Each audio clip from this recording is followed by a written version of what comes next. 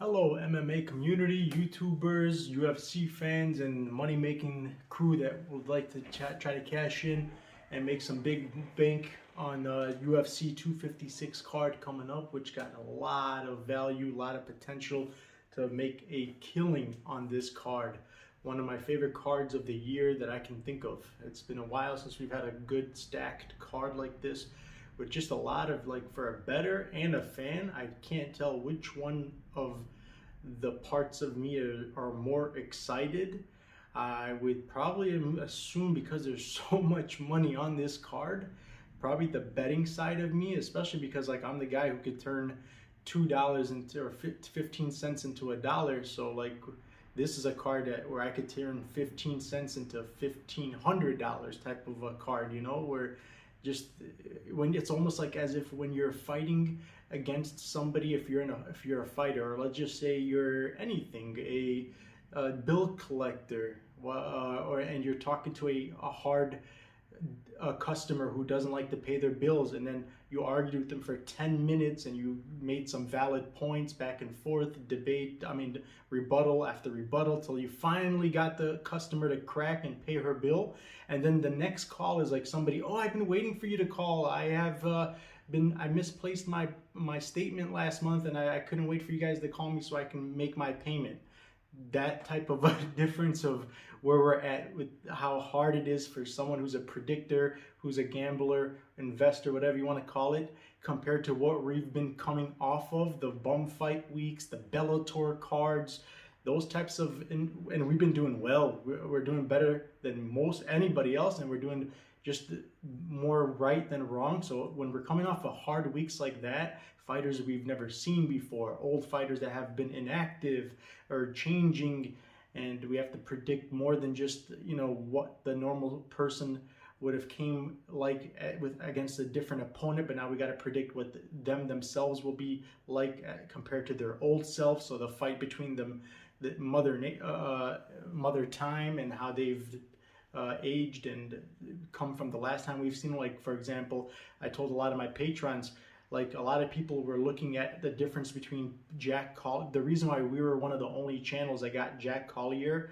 as one of the biggest underdogs, we not only correctly predicted that he was going to win the fight, but how? I put it down as by decision, and I posted it in my Patreon before the fight started. That's how you guys should bet it, if you're betting the props or just if you want to bet who's going to win. And the reason is because I noticed things like the difference between how Jake Collier came in from the I had to make the comparison between the last time we saw the Jake that we saw fighting against Aspinall and the Jake that we've seen on the scales ready to fight against Vellante. And I wasn't much, although I was also doing what the other people were more so doing, which was comparing the two fighters as well.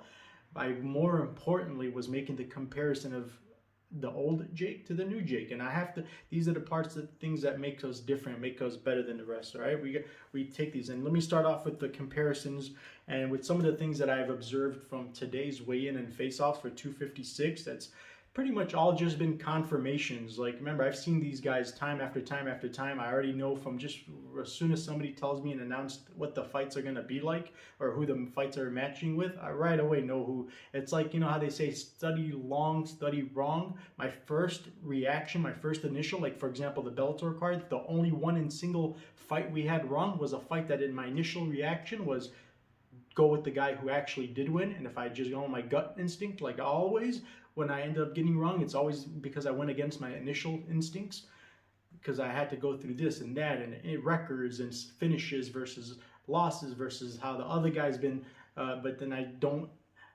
have the capability with somebody with only 2 or 3 wins on his record versus another guy with only 2 or 3 wins. There's not enough tape out there, especially when the guy who only has 3 wins, all of them are in the first round. It's like I didn't get to really see his cardio, so it's an easy mistake everybody would have made. Even the odd makers opening him up as a favorite made a mistake. So who could blame me for having one mistake, and that one being one of the easiest ones to make a mistake on, being somebody who's newer and not enough tape out there on him for us to study his down sides as well. But anyways, this is one of those perfect cards. As I said, there's a lot of guys, familiar faces, people who I've seen in 3-round fights, 5-round fights. I've seen their upsides, their downsides, their advantages, their disadvantages, their weaknesses, their strengths, and I know their opponents as well. Like, you know what I could do if this was a video game? I could tell you, like, you know how you have the strength bar, the speed bar, the accuracy bar, takedown. Like, I can tell you who's got the higher attributes, lower attributes in every single category. So I don't need to even study these much, but I did do my due diligence for the sake of the fact that I have so many people I'm responsible for at this point.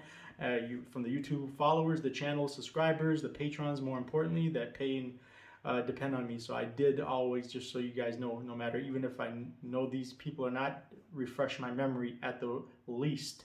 You could call it refreshing my memory just to make sure I didn't miss anything.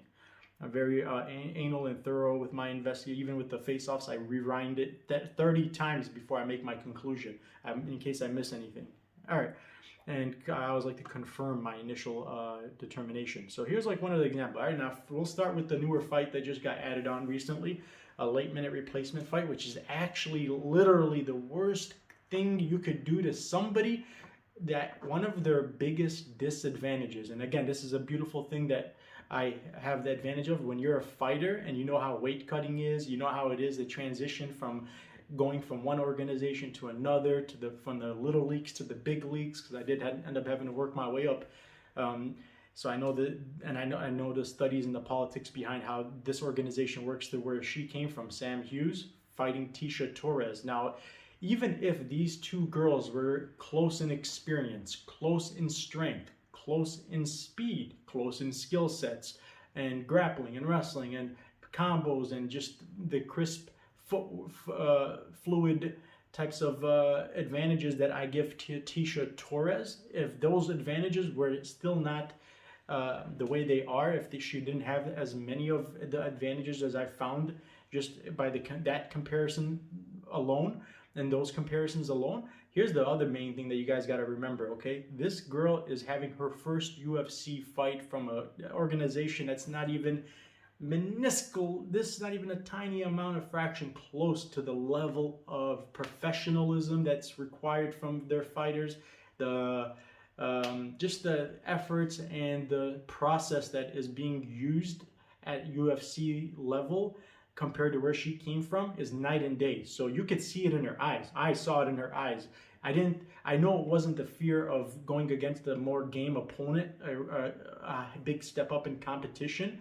That I'm sure had a small part in it, but the bigger thing that I seen in her eyes that's responsible for the lack of confidence, the concern, the worry that I seen, and it was apparent she was wearing her heart on her sleeves, you could see it from a mile away, is because just like I told you guys why I had Justin James as my fade of the week, I said that I noticed at the scales, he was the only guy, mind you, he's a new guy, he's never hardly fought in a UFC before, a couple of times only. He's the only guy in the entire card, the whole roster, who came into the scales already undressed in his boxers. And I told you because he was on the unofficial scales, on and off, trying to make the weight, shedding off the pounds at the last second.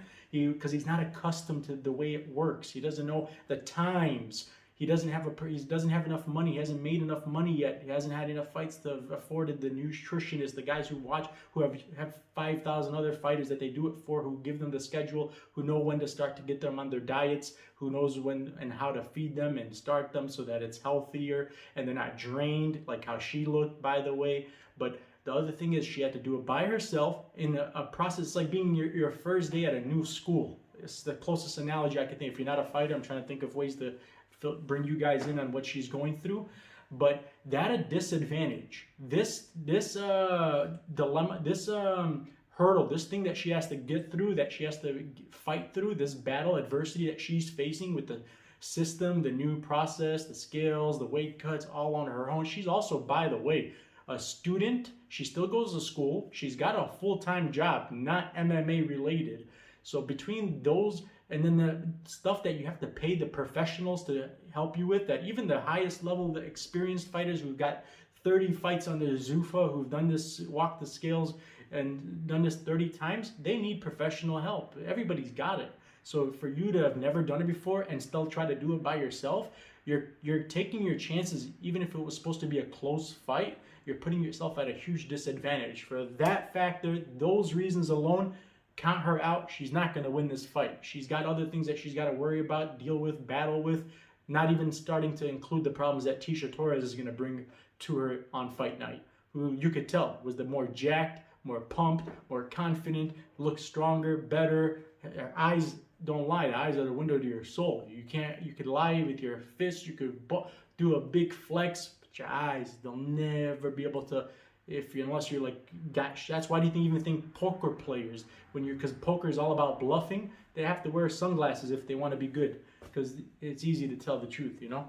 It's from a professional standpoint especially. All right, guys, so we're skipping that too much time on a women's MMA fight that I don't like to include in any of the important bets of the night anyway. So for my Patreon's sake, and I'm sure they're telling me hurry the hell up already, we don't care about this fight. So for their sake, let's move on.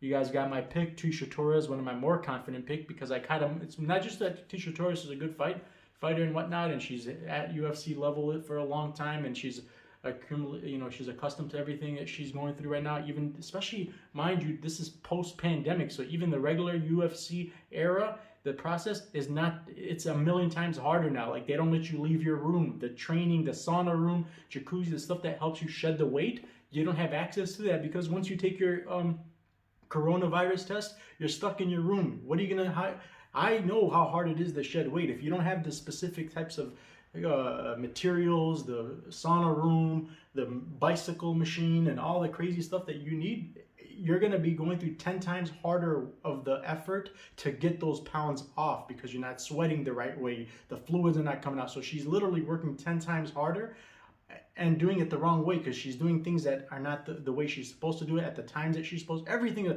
she's got to be dead right now. Like, it's going to take a real good slap or just like a good hard blow from the wind. It'll knock her over, man. I mean, Tecia Torres hardly has to throw a jab, and this fight could be over. So she's not going to be durable. She won't have the best cardio. She'll be fatigued. It was all, you could see the concern in her eyes, like I said. All right, guys, and that was why. It wasn't the fact that Ticia's going to probably mollywop her, and she's just way better of a fighter.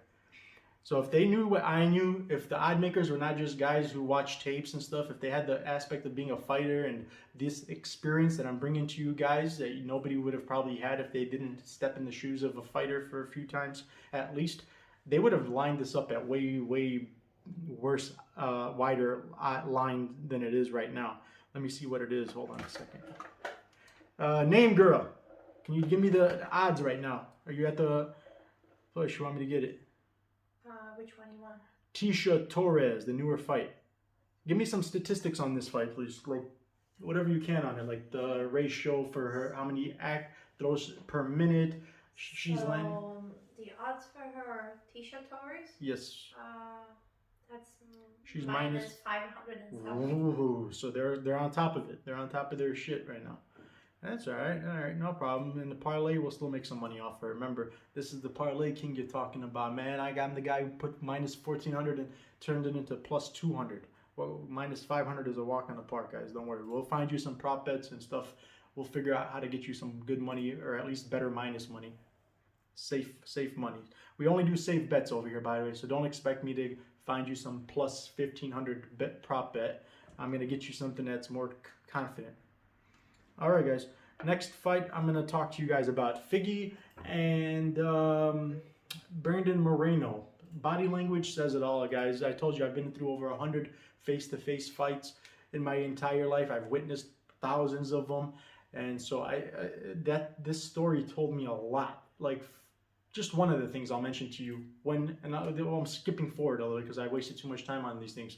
When Figgy put his hands out at the end, and to kind of give him like after the mean stone cold mug, he gave him that like, you're going down to Chinatown, like I'm gonna kill you and eat your heart out, like annihilate you look that he gave, that confident, mean, we're not friends look he gave. After this is how you know how cool, how confident, how unworried Figueiredo is. After all that was over with, he put his fist up like a professional and said, let's dab. You know, like, all right, see you tomorrow when I kick your ass.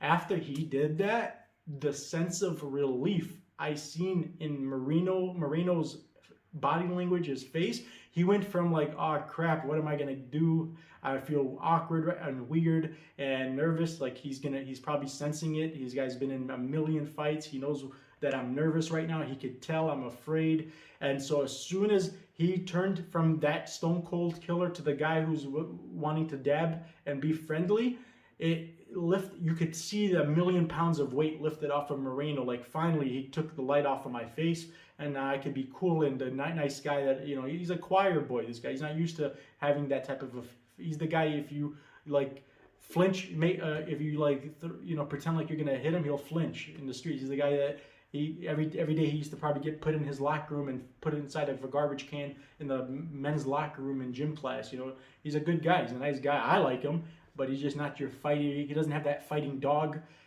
mentality. I mean, he kind of brings it out when you're giving him some adversity in the ring, but a guy who lives inside that dog all day long doesn't have to turn it on and off, and he is that naturally, is the way more dangerous guy. And that's, you can see it in his physique, his eyes, his confidence, and this all translates inside the ring. When you're not afraid to take a punch, when you're willing to open an exchange, you're more crisp, you're more accurate, it translates in your performance, that attitude. So he's got advantages everywhere, man. I don't want to spend too much time, but overall, in the entire full aspect, from, you know, the way the significant strikes will land, like if I were to choose 5 significant strikes to be landed on my face by Figgy, or 10 by Moreno, I'd rather take 10 of Moreno's than 5 of Figgy's.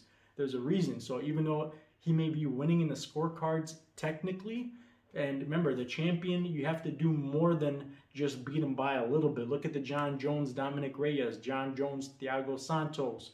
Many fights that came close where champions lost technically, but the judges would not let the belt switch hands if you didn't decisively beat the champion. The challenger has to do way more work than your typical type of a match. Everybody knows this. That's just the way it is. That's the way I like it to be quite honest. I don't want the belt bouncing around just because you just did just enough to beat the champ. Anybody could just...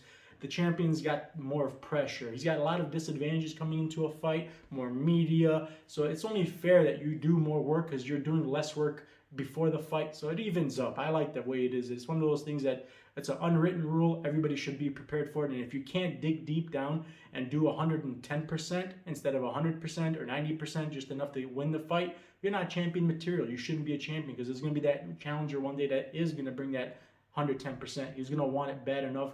And if you're not the type that defend, be the GOAT, like the Silvas, the George St. Pierre, the Joneses, the Khabib, who we know can hold that, the Usmans.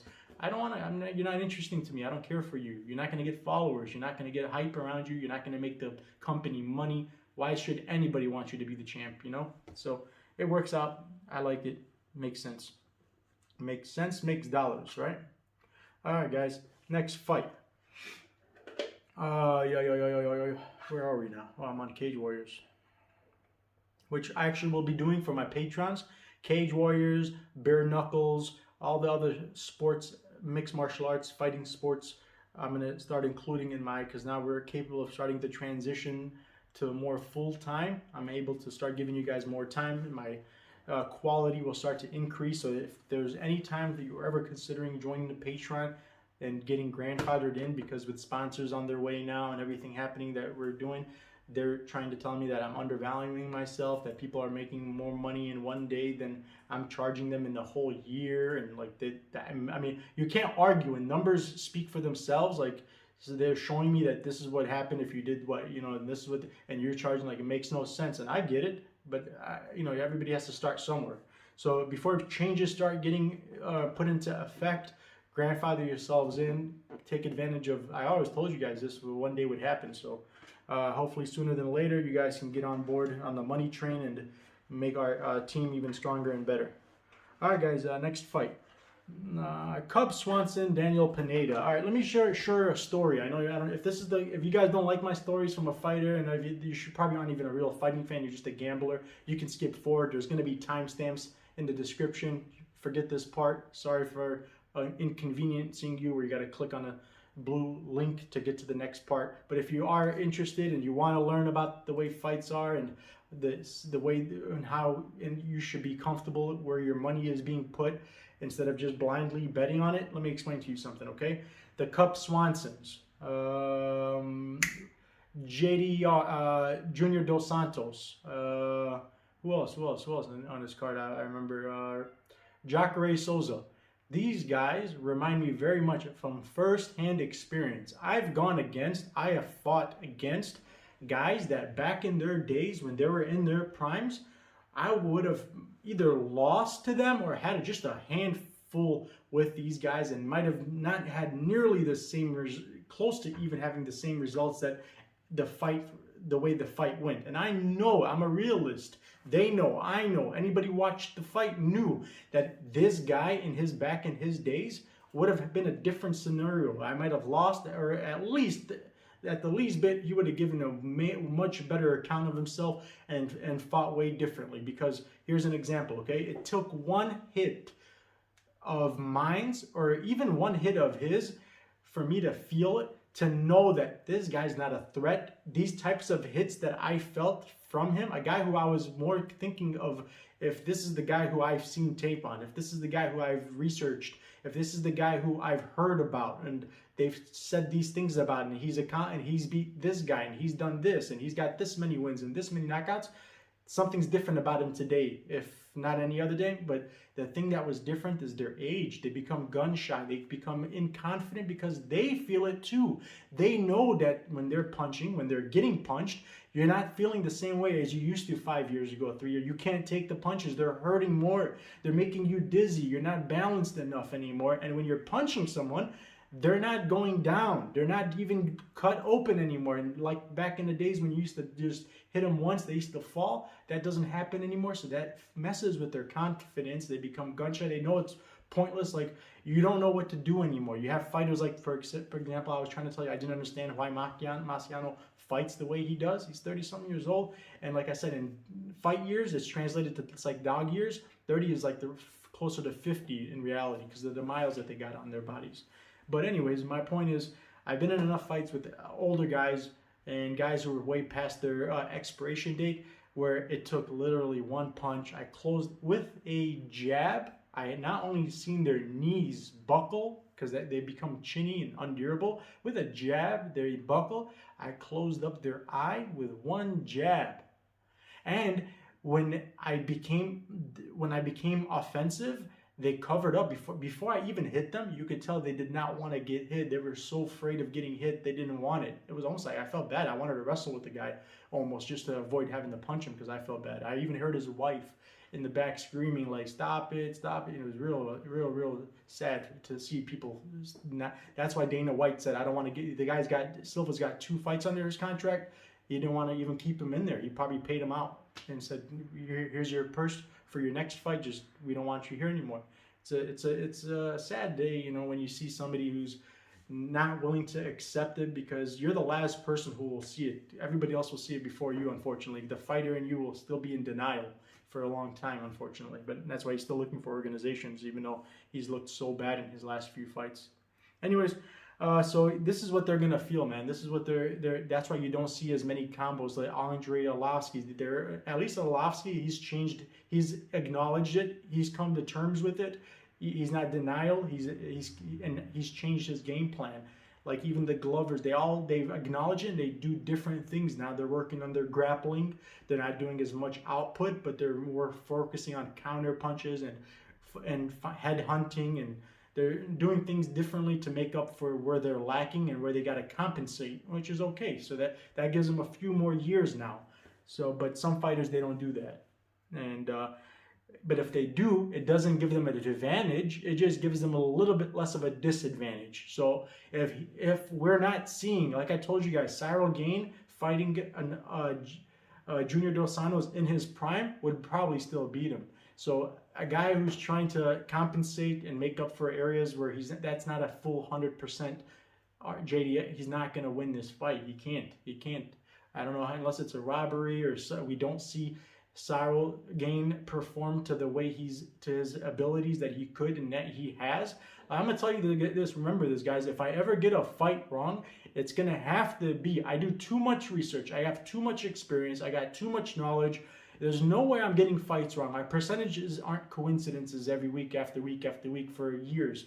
I get them right, and there's a reason. If I ever, and that's I have to tell you guys about the wrong. If I get it wrong, the offensive guy or the defensive guy, the guy who won and lost, one of those guys had to have came in as a completely different fighter, had to have taken 2-3 years off and completely became the opposite of what he used to be like. Brian Ortega, perfect example. Hadn't seen him in years. He had to develop a different game plan because he started getting beat up in areas that he knew that he had weaknesses in, and he came back to quite the opposite guy that we seen him last. So those are the fights that anybody will get wrong. Unless, I mean, you're a psychic, you'd have to literally be a psychic or have inside scoops, which I try to do. Like I try to talk to trainers, friends, mothers. If I know that somebody is a trainer of the fighter, I'll find his mother, neighbor, relative, cousin, anybody. If I can try to get some inside scoop, I do my best. Or I try to read body language, or I find a way to get the story behind it in as any other different ways as possible. If I couldn't find it in an interview, which will be my first sources, I try to go to the direct source itself. I'll look into interviews between them, their trainers, some of their opponents that did research on them. You'll notice that sometimes if you want to find out about somebody, you can even go to their opponents or their former opponents, future opponents, whatever, and they'll have done the research because they got an inside circle where like they talk amongst each other and they can make a phone call and say, hey, that guy, like you could be friends with somebody who trains with the guy who you're going to fight, and he'll give you the 411 behind closed doors, you know? So anyways, we do our best. Believe me when I tell you that, all right? Okay, so Billy Quarantillo and Gavin Tucker. Gavin Tucker, as always, he looks like the better specimen physically, but just like I told you guys what happened in the Bellator fight, remember I said if you asked 100 people, even MMA fans, if they just didn't know who these two guys were, Magomedov yesterday against Matos. Name girl, how do you say his name? Matos, the guy who fought Magomedov. I'll spell it for you. I don't even remember. Matos, I think it was M-A-T-T-O-S. Mateus. Huh? Mateus Matos. What? Mateus Matos. Mateus Matos looked like a bodybuilder, a killer, a guy who's been injecting the secret sauce Bellator gives all their fighters for free and mandates them to probably take before they even walk in the doors. He looked jacked, man. The guy looked, but the other guy looked like an IT technician who fixes your computers at Geek Squad. If you go to Best Buy with a broken computer, he'll help you out, you know? And the other guy dominated him. The Best Buy Geek Squad employee dominated the guy who looked like he was a G.I. Joe soldier, you know? He looked jacked, ripped, solid six-pack, a GQ model body with, you know, a good flex. But I told you he was a coward from Broward. When he starts to fight, he'll back up on his feet, he'll feint. He'll react to every feint, and he'll flinch, and he did what I say. He got dominated almost 10-8 rounds, all 3 rounds, almost got finished a few times. Yeah, and ended up, I think he did get finished at the end of the final round. But anyways, the point is nobody would have expected that, right? Well, similar situation in this. Billy Q does not maybe look like the stronger, bigger guy, but do you guys remember what he was doing to the ginger alpha male guy, Spike Carlisle guy in his last fight? Now, Gavin Tucker is no Spike Carlisle in the strength department. Spike will be able to body slam this guy with one hand and throw him around like a piece of feather, you know, a lightweight. And the size discrepancy, strength discrepancy between Billy Q and Spike Carlisle in their fight showed. Billy Q was putting him in dangerous positions and submission attempts that this guy was just muscling without no technique, just pure muscle, getting out of him. But did you see the heart? It did not deter him. Like, this is what I love about chain wrestlers, like the Khabibs, and this is why I was mad at Cavillo versus Tushkagan. Like, she got a successful takedown, but then the next 2 she failed, and she just stopped the entire rest of the 3 rounds. Billy Q is all hard. You got to take him out to make him stop. Even if you show that you're stronger, he'll still go and try the attempt again. And that's how you win fights, man. Submission attempts, you know how much those weigh in on the scorecard? You can win fights just based off of submission attempts. and that counts heavily on the scorecards. But that heart, it tells me everything. It translates. You tell me one thing about you, I'll tell you 5 more things about you. I've told you guys this. And that tells me the type of a fighter he is. I know he's ultra super motivated. He's got a new house he just bought, like I said. A lot of reasons he's going to be at his best, and he just looks really, really good right now. He signed a deal with a Brazilian MMA like radio station type of a podcast, something like that. So he's doing MMA work related stuff, which always helps his MMA IQ when he does research on fights and stuff. It's always good to keep him thinking of MMA and involved with it, but also it keeps him motivated to do good, because as long as his stocks are still high, this place will want to keep him employed, and that helps him keep his bills paid. Because UFC, there's a lot of fighters that will tell you, like the Paige Van Zandt said, some regular jobs pay better than if you're only fighting 2-3 times under the UFC, because they've changed their rules. Like with sponsors, before they used to get paid a lot of money, but now with this whole Reebok deal thing, I don't want to get into it right now with you guys too much time, but UFC fighters don't get paid as much as they used to, and with only fighting 2-3 times a year, after your taxes, your manager, your trainer, your nutritionist, your all the garbage you got to pay for, that's important. Not, I shouldn't even call it garbage, necessities that you need to be a complete fighter, because this is your livelihood more than just money. If you're a fighter, you're probably doing it for your livelihood, your reputation, your legacy. So some things are more important to these people. If they're a good fighter, if there's somebody who you know of, probably that means they care more about than other things other than money that are more important to them. And so they these things are important to them, so they'll do whatever it takes to assure their and cement their to their positions wherever, whatever they are, you know. So, all right, guys, moving on. I got Billy Q. He should have been if it wasn't for recency bias, because of the win that that his opponent. What the hell is this guy's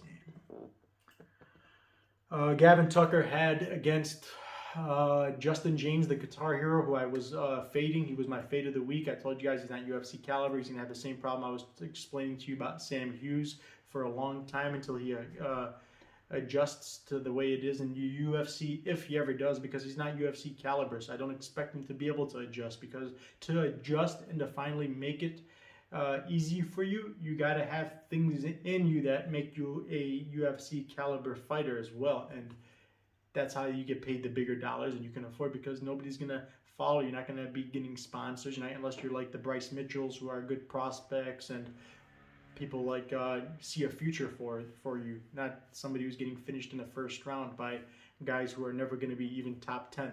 That's why, while people, if you notice, other channels were picking Gavin Tucker, DFS by the numbers, he picked them to win in the first round. He was his money line and prop bet. Like, these are guys who've never fought it. They never even got into an arm wrestling match. Nonetheless, a real fight. So I don't expect them to see the things that I pick up on. But there's a reason why, even on the week, Anderson Silva was my fade of the week. Who would ever fade the greatest of all time? People consider him the Michael Jordan of MMA. I had him as my fade of the week. It was it was the fight that the president made him retire on. There's a reason that was his last fight, even though he had a 2-fight contract still in effect. They didn't even let him finish it. That was the week I made him my fade of the week, if you remember. And everybody else had picked him. They said, oh, his movement is this, even if he's just a shell of himself, he'll be enough to win. Where these guys get, like, they talk like they know what they're saying, but I don't know, just I hope, that's why I told you one of the first things I always say, don't follow too many channels. If you're following me, you're taking my advice, don't let other people in your head that will make you feel less confident in my picks and not bet as much money, because it'll cost you money, it'll make you nervous. You want to have fun, watch these fights feeling good about your picks and putting more money on them, because you're not getting all that mumbo jumbo and all that noise in your ears that you don't need to hear. Take it from me, man, you're in the right place if you're watching this channel. You don't need to be anywhere else. All right, guys, next fight.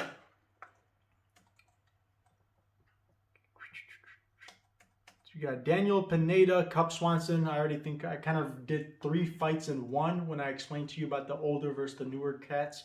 Daniel Pineda's a world beater, man. This guy's got like 100% finishing rate, and it's not like 4 finishes at 100%. He's got like 30 wins under his belt, all finishes. Most of them, I think like 12, 13 of them in the first round. Very high output, super strong. He's like maybe even better at leg kicks than like Chris Gutierrez. or like a Rack Chick if he was a bigger guy, but like the way Rack Chick is with the leg kicks, and Chris Gutierrez, this guy's got equal leg power behind his leg kicks and more output than them, I would even imagine, especially more than Rack Chick, but he does throw them a lot. And somebody like Cub Swanson, who's just coming off of an injury with his legs, he had real bad history of having leg injuries in the past, and he's just recovered from it recently. And at his age, he doesn't recover as fast anymore, and those injuries, they tend to pop up again. And when he starts to feel some of these kicks and the forward constant pressure, unless you put this guy to sleep or knock him out cold, and Swanson doesn't possess the power to be able to do that. So he's either gonna have to win he's got to be the old Cub Swanson, and on his best day even. He can't just be the old guy in his prime, but he's got to be that guy having a good day and hope that Pineda doesn't win, because Pineda's on that level, man. He's a world beater, this guy. It surprised me to know, like, one of the things that was confusing to me, I usually can put these things together, but when I found out that he in the past, Daniel Pineda, one thing I didn't like about him, I could say bad about him, is that he was caught for using performance enhancers in his career. He was put on blast for getting caught by cheating, and a couple of his fights, he tested after the fight. He got popped for enhancements and stuff he wasn't supposed to have in his system, which didn't make sense because he's young. He's in great condition physically. He's got the heart. I just didn't get it. I don't know. Maybe it was an accident. I don't know. Weird things happen, I guess. But he looks better than ever without them. Now he's clean. He doesn't take that stuff. He's looked at his best. He took a guy like Herbert Burns to the ground in his own world, a credential, one of the highest level submission specialist black belts, on the ground after dominating him on the feet. And he took him to the ground, and you can tell, I told you, usually when a guy's a threat on the ground, the opponents don't, like the Khabib versus Conor, the Khabib versus Justin fights, or the Korean Zombie versus Ortega fights. Ortega's and Connor's and Gaethje's striking on the feet looked terrible compared to their normal selves because the threat of being taken down. Pineda did not give a crap about Herbert Burns' ability to take him down, or even if he had to go to the ground, because after whooping him on the feet, he went down. He was glad to put him. He did this special Matt Hughes, the famous Matt Hughes crucifix, and the referee stepped in and saved his life. He could have done anything he wanted with Herbert at that moment. He just selectively chose the more dangerous, the more punishing, scary maneuver. I've done this maneuver to people. It's the worst thing you could do to somebody on the ground. Like, you could do an arm bar. He could have put him in an arm bar. You could have put him to sleep. You could have full mounted him and rained down on a barrage of, and it would have stopped it. He chose the most fun to do, the most, you have to be a badass. You have to be a straight, like, killer, like a guy who just enjoys inflicting pain and punishment on somebody, that chose that specific maneuver to finish the fight with. So he could have even submitted him. He could have done anything he wanted. He had him dead to rights. The guy was just laying on the ground, and that's why the referee had to stop it. He was defenseless, just laying there, taking strike after strike after strike, unanswered. But he put him in a crucifix. He tied up both of his arms with his legs, so he had no free arms. Even if he wanted to defend himself, he couldn't. And the guy was just raining down on him, elbows, and like everything you can imagine, man. It was just real pretty. It looked beautiful. And if I see that guy against Cub Swanson again, and that was on a 5-day short notice, imagine him on a full camp. He didn't even look nearly as good as he looked. And that's why I said you got to compare them to themselves from the last time you've seen them, and now you'll know where they should be at for this fight, which is a big factor you got to look at. And I'm just imagining the guy I'm going to see tomorrow is going to be even better, and the opponent he's facing is going to be less dangerous. Why this isn't, can you believe James Lynch, he picked Cub Swanson to win? A guy with 20,000 subscribers or 100,000 subscribers, whatever he is. He's one of the biggest channels out there, biggest he's been around. He picked Cub Swanson to win. Now, even if Cub Swanson wins, that's the stupidest pick you could have made. I mean, with all due, I like the guy. He's nice. I don't mean to speak bad about anybody, but these are the people that you have to, like, if you continue to follow, even when they're right, you should be wary about how to follow these people, because they're going to steer you in the wrong direction more often than not. Like, give me a real valid explanation why you would ever pick against Pineda, a guy who's got 30 finishes out of 30 finishes, 30 wins and 30 finishes against the guy who's been submitted quickly, easily, knocked out, who's in the end of his career, way smaller, size disadvantage, strength disadvantage, like coming off of injuries, been inactive. This guy's been active, looked impressive. I'm like, who would and why would you ever pick the other guy? He's even the underdog. Makes no sense. Like, nobody picked him, not even the odd makers. Whatever. So maybe you guys can ask him on his channel one day. And like, this is not just him though. All the other people do this. They give me like things that I have to like really scratch my head about. I'm a smart guy. I can think and usually develop an answer on my own. Your guess is as good as mine, guys.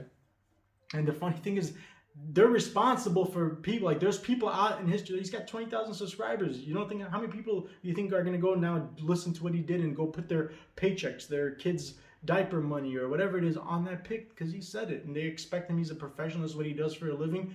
If he says it, he must know what he's talking about. He's saying it for a reason. He did his research, his due diligence, and so I have to trust him, right?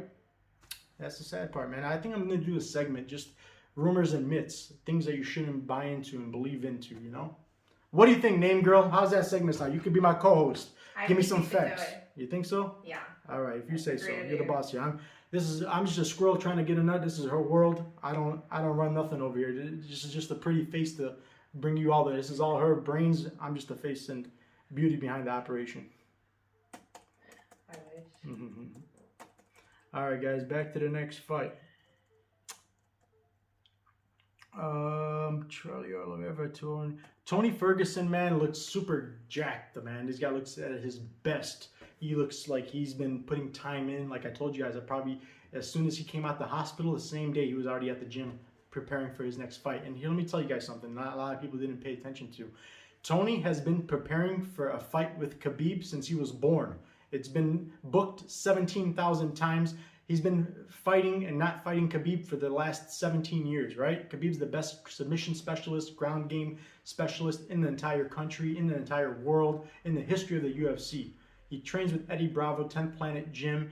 He's got sick, like even from his back, if he's not trying to submit you, he can probably finish you with his sharp elbows, with his non-stop. You're gonna be on top of him, finding yourself trying to be defensive. You're gonna be from the top position and while you're in his guard, trying to defend yourself instead of be offensive. If you're not, he'll cut you from anywhere.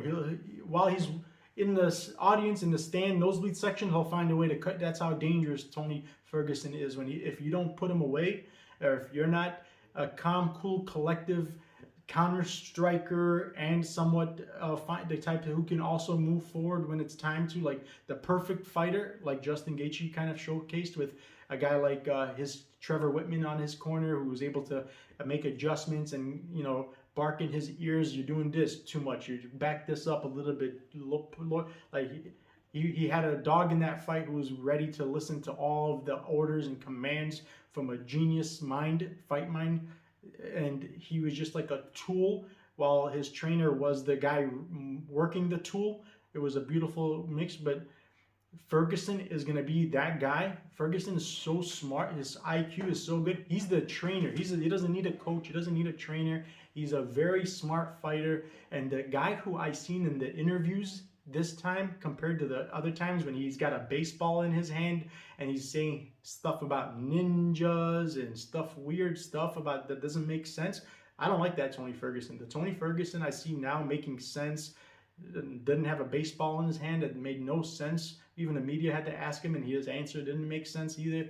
Like the Tony I'm seeing now is not the weird, awkward and unsophisticated, the guy who Khabib even said that he was stupid in his own words. He said, I like Tony, but he's stupid. That's not the Tony that we're seeing now. This guy, something's changed. I think it took a loss. Like I told you, the last time he lost before this was to Michael Johnson.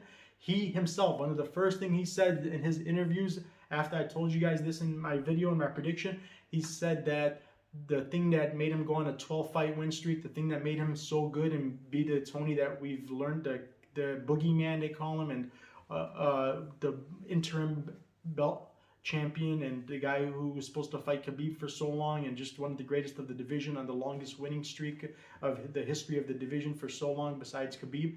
That thing was because of the Michael Johnson loss. Sometimes it takes losing to bring a better version of yourself back.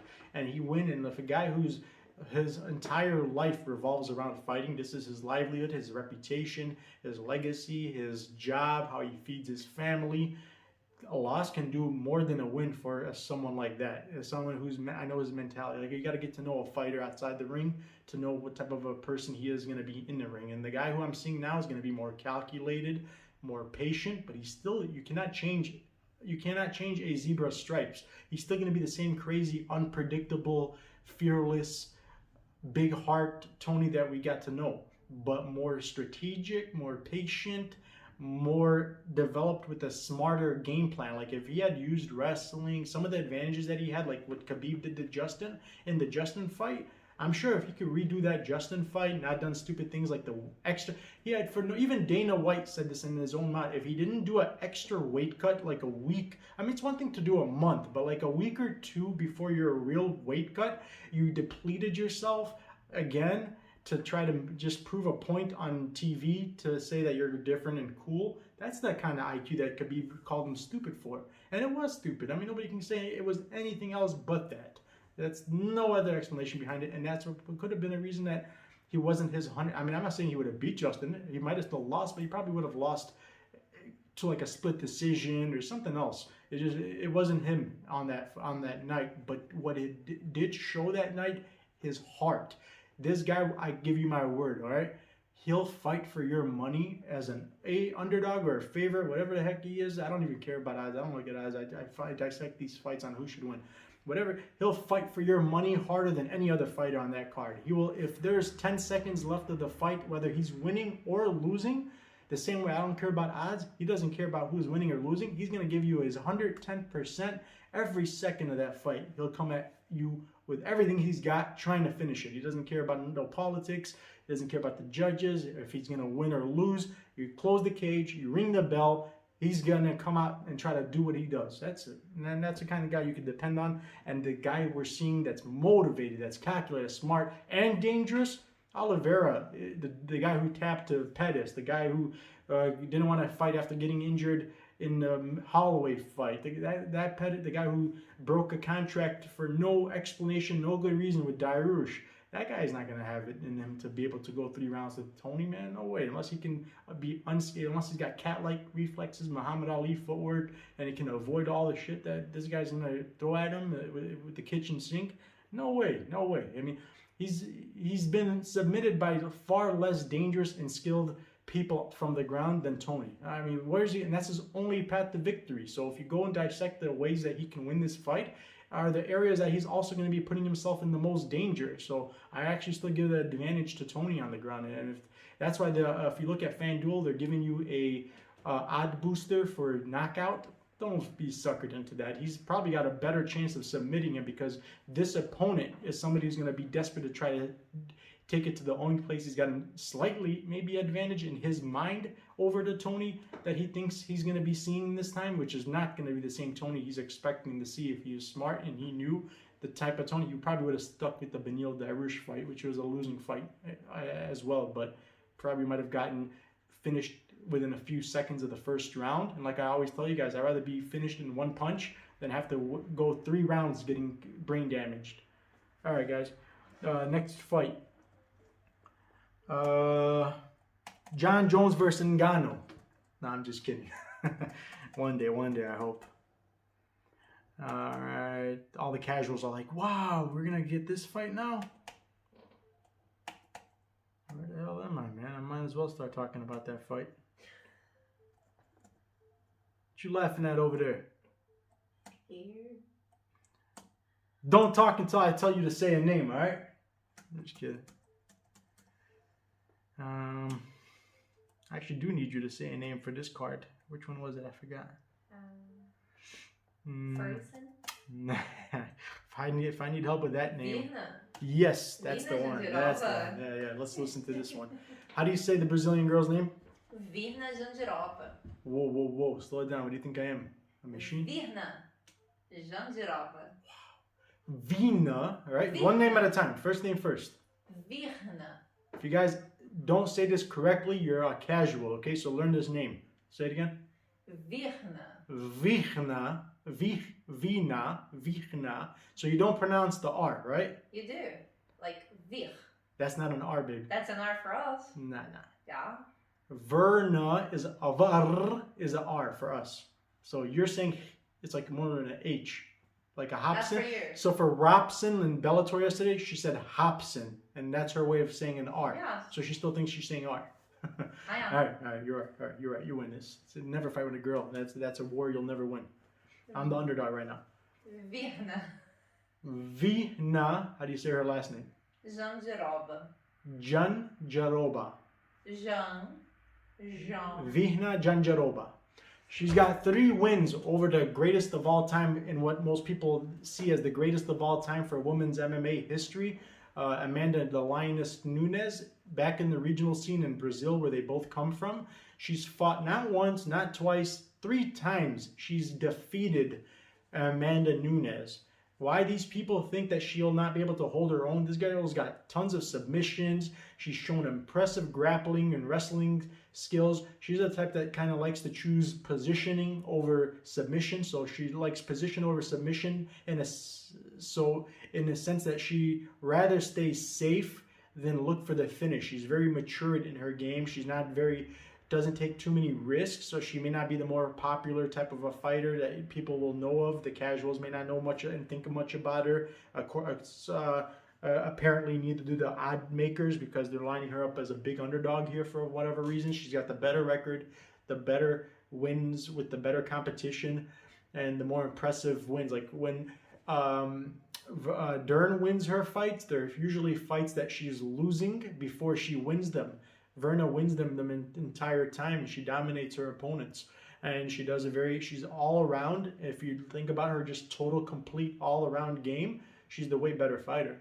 And she's got other advantages as well besides that. But she can hold her own. She's won jiu-jitsu tournaments. She's a black belt. She's won BJJ tournaments in Brazil. And so her complete MMA game against the girl who's gone through a lot of stuff right now. Because of her husband having an altercation with her old trainer, who she was way more compatible with than her new trainer. If you ask me, her new trainer understands that she's the type of person that's very stubborn and that you can't really tell her what to do. So now she's kind of surrounded by yes men, and anybody who knows how that would work for you anywhere you are, if you're surrounded by people who won't give you constructive criticism or tell you what you need to hear so you can improve. If they just keep saying, yeah, good job, you're winning the round, when you're really losing, you're probably going to end up losing the fight because you're not trying harder or you're not doing what you should do. She's surrounded by people like that now, and that's because they know why she had to leave her old camp. She's very hard to deal with. She's stubborn. That's why she's had a tendency of missing weight a lot in her, and she was one of the last people on the scale this week, and on the scales this event, she looked like crap too. She didn't look too well. Hey, can you make sure the camera's fine? I'm hearing some weird noises. So she's been missing weight in a lot of her fights, unprofessional. She doesn't do what she's supposed to do outside the ring, which tells me that and that's why she's like, if you remember why she fell down, like even in her game, like I noticed a lot of holes in her stand-up especially. She overextends on her throws. She punches the wrong way, and that's why she even loses balance sometimes, and she fell down on her own. Marcos wasn't even responsible for her falling to the ground. She did it to herself. She's just very sloppy footwork. She's very predictable. At this level of where she's fighting at now against a contender who's like top 3, top 5 future champion material, who in my mind, like if it wasn't for the way this world, like the reasons why like sometimes the number 2 contender is going to get cutthroat and skipped by like a Cody Garbrandt, who's never even had a single win in that division or weight class, but he'll jump the line and fight the champion before the number 2 or number 3 guy.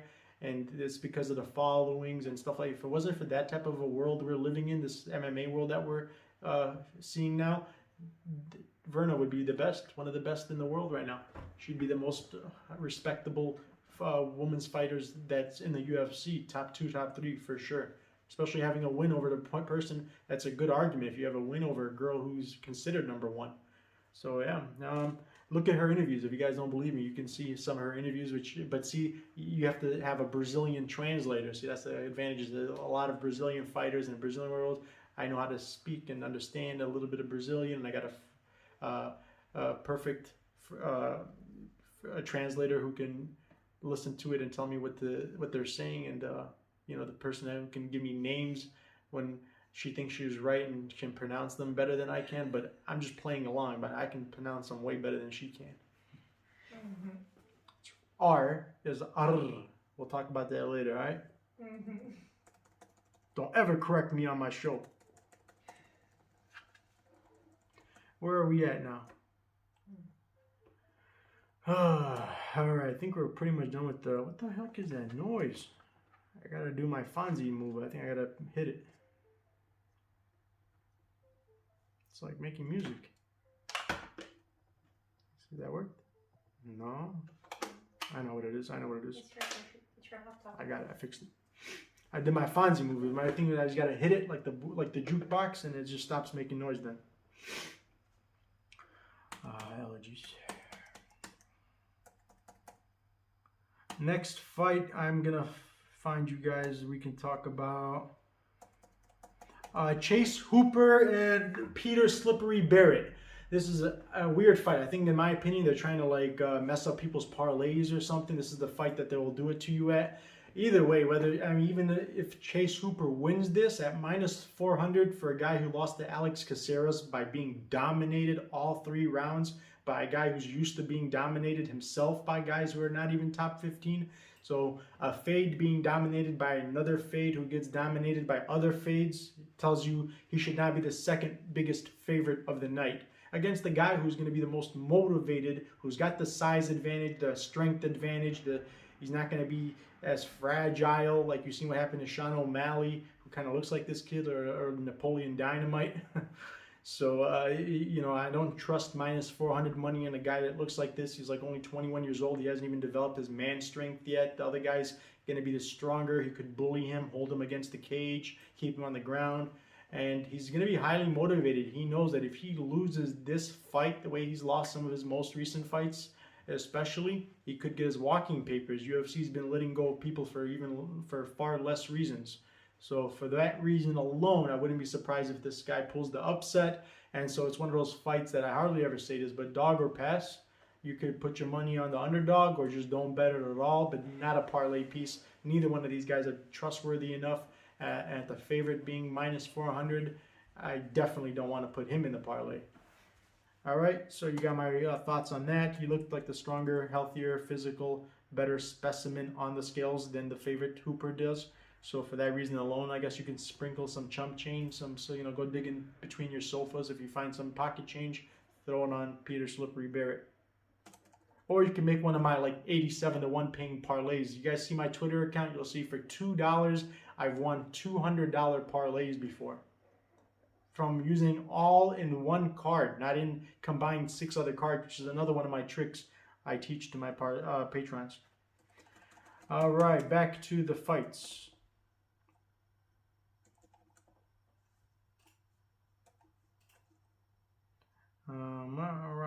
Right. Oh man, we got a good card. Next week is going to be a perfect card for one of those type of parlays. I think next week's card, I'll be able to, even with the underdogs and stuff that I'm going to pick, like I did on that 12th card, paying 89-1. I had 3 underdogs in, and it still cashed 3 times that night. I think next week is the perfect card for that. I can at least put 9 or 10 fights in a parlay. That'll be more safe than your typical 2 or 3 fights are usually. That's how good next week's card's going to be. It's going to be even better than this week's in a sense, but similar in a sense of dependable, good fighters. Guys who we've seen time after time, I can trust to do what they're supposed to do against guys who are going to do what they're supposed to do. And it's like a video game. I can simulate it in my head, and I've already seen the fight already. Attached with the things that I can do at the weigh-ins and face-offs when they come together, no way I won't be able to pull off a 9 or 10 leg parlay. So make sure you join the Patreon, get my personal bet slips. Everybody who I put in parlays is there for a reason. It's not always about who's going to win, who's the bigger favorites. I don't use that system. I have my own system that's designed perfectly for making these things cash in. All right, anyways. And more opportunities now with other fight nights, like midweek opportunities such as Bellator. We did perfect on almost again. And Cage Warriors and Bare Knuckles and any other LFAs, whatever we can find. All right, guys. So we're going now think we're almost done with the card. It's kind of a smaller card. So we had, I think, a couple fights fall out. All right, anyway, so you got Ciryl Gane, you got Daniel Pineda to win. Rafael, I've already talked about all these fights way too many times. This is just the post-fight predictions and things. Ciryl Gane looked great. He looked perfect in the best condition. He trains with killers like Francis Ngannou, so he's used to power hitting guys, and I expect him to have no problem with the shell of himself, Junior Dos Santos, who's still in denial about not being in his prime anymore, which is going to work against him.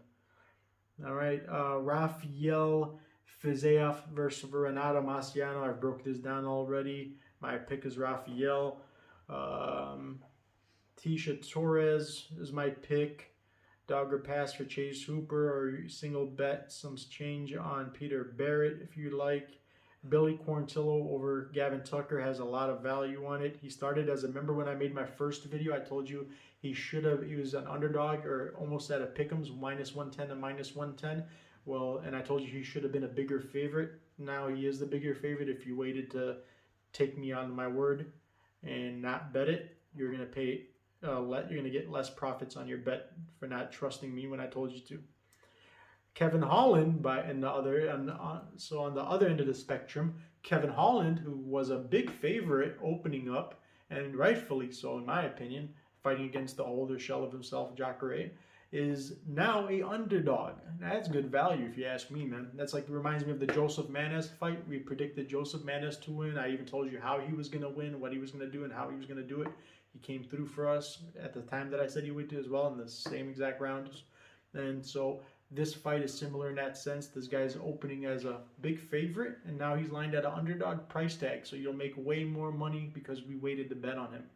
So that's another benefit of the being in the Patreon. I tell you who to wait on betting and who not to wait on the bet as well. And I've been doing some segments like with those benefits for you guys on YouTube, you'll notice, because of the Christmas around the corner and stuff. I want you guys to have a good holiday. And it was my way of kind of like paying it forward, you know, even though nobody's paid it forward to me yet, except for my patrons. And it's not really paying, it's more of like a business relationship. It's a mutual benefit. But I'm paying it forward. I like to do something nice for you guys. Merry Christmas. I hope it pays off and you make a lot of money, feed your families, buy your kids some gifts and stuff like that, you know. All right, I think we finished. I got my underdog, Virna Jandiroba. Kevin Holland will win.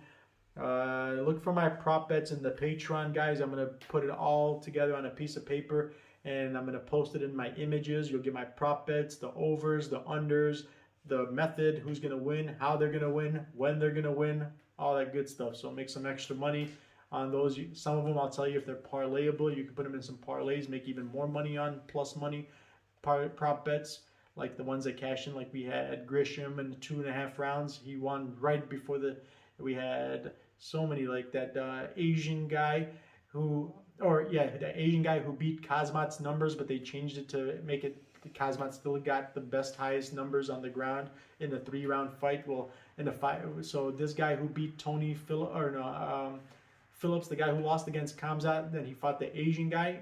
Everybody, all the channels, they look back, all those numbers, prediction group, everybody, the beanie guy, they all put him to win the same way Khamzat won. Lowton, everybody, they all picked him to win inside the distance. I was the only guy, and I put it on my Twitter. I took a picture of it and everything, that I put him to go all 3 rounds, because I seen if Kazmat had trouble putting him away, and he was the only guy, right now he's officially the only guy who's got a hit against Khamzat. Nobody in the UFC has landed a strike against Khamzat except for him, and he got finished real late, like it was like the 2nd round, I think it was, or something like that. He's lasted longer than anybody else. So against this Asian guy, I knew he wasn't going to be able to, but I knew he exactly was going to be on the ground. He was going to continue to do just enough to make sure that the referee doesn't stop it, because he's got a lot of heart. Tony Phillips, I forgot his name, whatever his name. I have to look at my tickets on Twitter and in my records. The going to decision was paying plus 300 on a favorite that should have won, but everybody expected him to finish inside the distance. 2 reasons.